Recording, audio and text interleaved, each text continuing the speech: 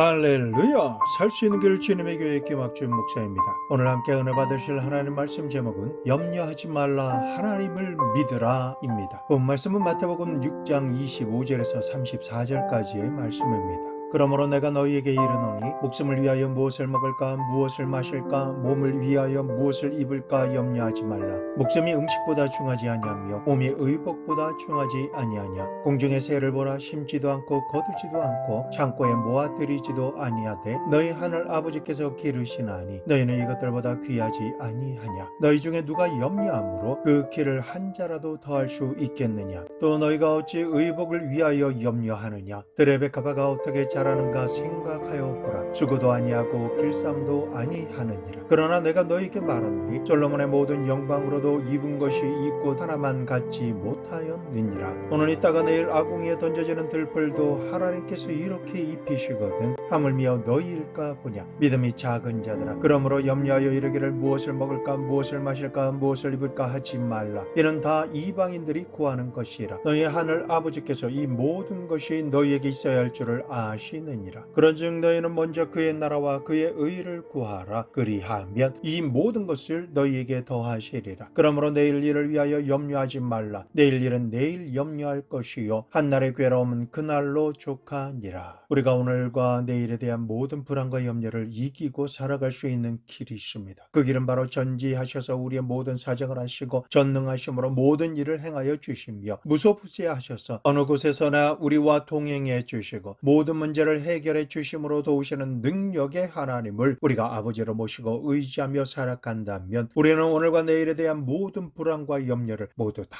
이기고 살아갈 수가 있습니다. 그러나 하나님의 능력을 알고 믿고 의지하며 살지 않는다면 우리의 마음속에 자리 잡은 불안과 염려와 근심은 사라질 날이 없고 떠나갈 날이 없습니다. 하나님께서는 진실로 예수님을 믿고 구원받은 사람들이 염려와 근심 없고 불안하지 않게 살기를 간절히 바라고 계십니다. 오늘 말씀을 통해 하나님 앞에서 우리가 어떻게 하면 염려와 근심이 없고 불안과 공포가 없는 가운데 살아갈 수가 있는지 예수님의 지혜의 말씀을 교훈으로 삼아 배우고 마음속 깊이 새겨야 하겠습니다. 첫째, 하나님께서 하시는 일이 따로 있고 사람이 할 일이 따로 있습니다. 하나님께서는 예수님을 믿고 구원받아 하나님의 백성이 된 사람이 하나님께서 하시는 일이 무엇이며 사람이 할 일이 따로 무엇이 있는지 분명하게 분리해서 생각하기를 원하고 계십니다. 하나님께서 하실 일을 사람이 하려고 해서는 안 되고 사람이 할 일을 스스로 행하지 않고 수수방관하고 있어서도 안 되는 것입니다. 하나님께서 행하시는 일이 무엇입니까? 하나님의 일은 온 인류와 만물을 위해 필요한 것을 항상 준비하시고 공급하시는 일을 행하십니다. 본문 말씀에 공중의 새를 보라. 심지도 않고 거두지도 않고 창고에 모아들이지도 아니하되 너희 하늘 아버지께서 기르시나니 너희는 이것들보다 귀하지 아니하냐. 너희 중에 누가 염려함으로 그 길을 한 자라도 더할 수 있겠느냐. 또 너희가 어찌 의복을 위하여 염려하느냐. 들의 백합화가 어떻게 자라는가 생각하여 보라. 수고도 아니하고 길쌈도 아니하느니라. 그러나 내가 너에게 말하노니 솔로몬의 모든 영광으로도 입은 것이 이 꽃 하나만 갖지 못하였느니라. 그 누가 새를 먹이기 위해 먹을 것을 뿌리고 거두며 처장하느냐. 그 누가 풀 한 포기와 들에 핀 백합화 한 송이를 위해서 수고하고 길쌈을 하며 옷을 해 입혔느냐. 그 일을 사람이 했느냐 아니면 내가 한 일이냐. 그것을 분별해 보라 라고 말씀하신 것입니다. 그 일은 우리 하나님께서 행하신 일입니다. 새를 위해 먹을 것을 예비하시고 들에 핀 한 송이 백합화를 위해서 솔로몬 왕이 입은 모든 영광스러운 옷보다 더 최상의 것으로 입히시는 일을 하나님께서 행하십니다.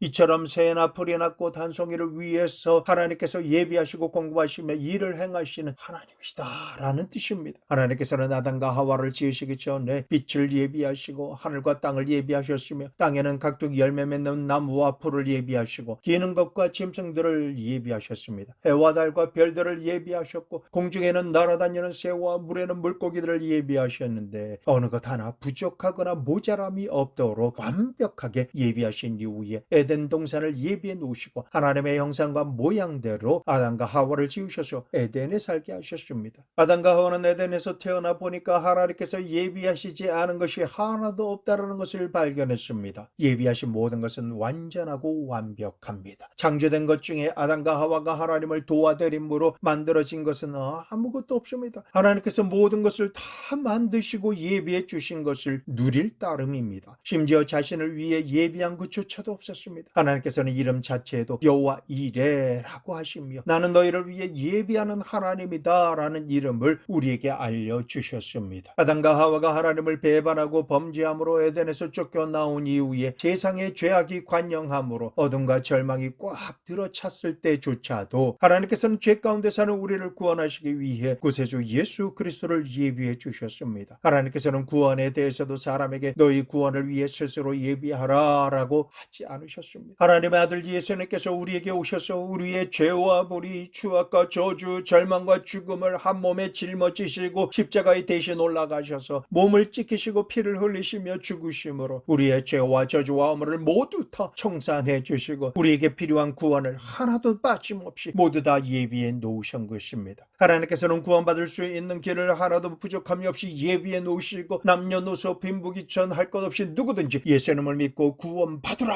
라고 말씀하십니다. 하나님께서 예비하신 이 구원을 받기 위해 힘쓰고 애써서 노력함으로 값을 지불해서 받으라고 말씀하지 않으셨습니다. 하나님께서 예비하신 예수 그리스도를 통해 믿음으로 말미암아 값없이 구원을 받으라고 말씀하고 계신 것입니다. 하나님께서는 구원하실 뿐만 아니라 우리가 죽어 천국에 가서 거할 집조차 이미 예비해 놓으셨다라고 말씀하십니다. 요한복음 14장 1절에서 3절 너희는 마음에 근심하지 말라. 하나님을 믿으니 또 나를 믿어라. 내 아버지 집에 거할 곳이 많도다. 그렇지 않으면 너희에게 일렀으리라. 내가 너희를 위하여 거처를 예비하러 가노니 가서 너희를 위하여 거처를 예비하며 내가 다시 와서 너희를 내게로 영접하여 나 있는 곳에 너희도 있게 하리라. 하늘을 올려봐도 주님께서 예비해 놓으셨고 땅을 바라봐도 주님께서 예비해 놓으셨으며 과거를 되돌아봐도 주님께서 예비하셨었습니다. 미래를 봐도 모든 것이 예비된 것을 우리는 알 수가 있습니다. 심지어 죽음 저 건너편까지도 우리를 위해 모든 것을 다 예비해 주신 주님이 여호와 이레 내 하나님이신 것입니다. 이처럼 우리에게 필요한 모든 것을 예비해 주시는 일이 하나님의 일입니다.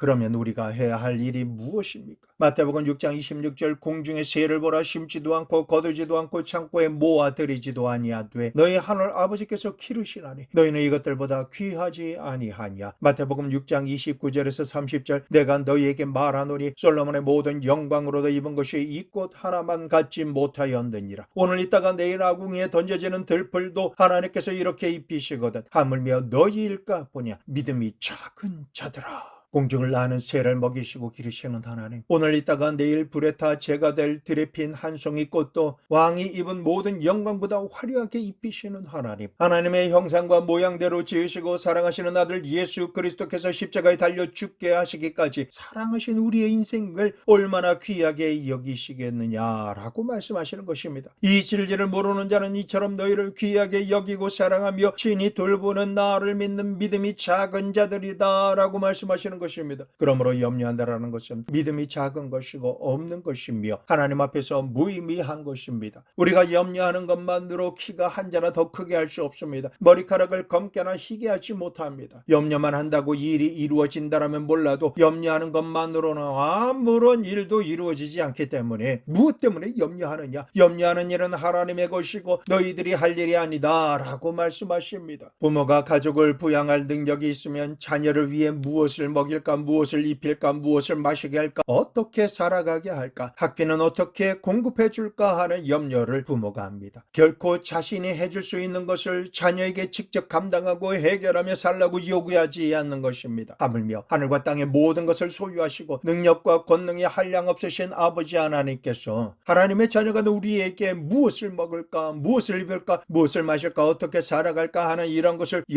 염려시키시겠습니까? 여러분이 자녀에게 넉넉하게 모든 것을 해줄 수 있는 부모인데 그렇게 하시겠습니까? 하나님께서는 여러분의 생존을 위해 기본적인 것조차 하나님께 공급받지 못하고 염려하는 것을 수치로 여기십니다. 자기 하나님을 알지 못하고 멸시한다라고 생각하시고 계시는 것입니다. 성도 여러분, 내 삶에 일어나는 일도 하나님의 것일 뿐만 아니라 염려도 하나님의 것입니다. 성경은 일과 염려를 하나님께 맡기라 라고 말씀하고 있습니다. 그러므로 일이나 염려하기 전에 시간을 내서 반드시 하나님 아버지 보좌 앞에 나아가 모든 일을 고하고 모든 염려를 탈탈 털어서 맡겨드리시기를 부탁드립니다. 마태복음 11장 28절 수고하고 무거운 짐진 자들아 다 내게로 오라 내가 너희를 쉬게 하리라.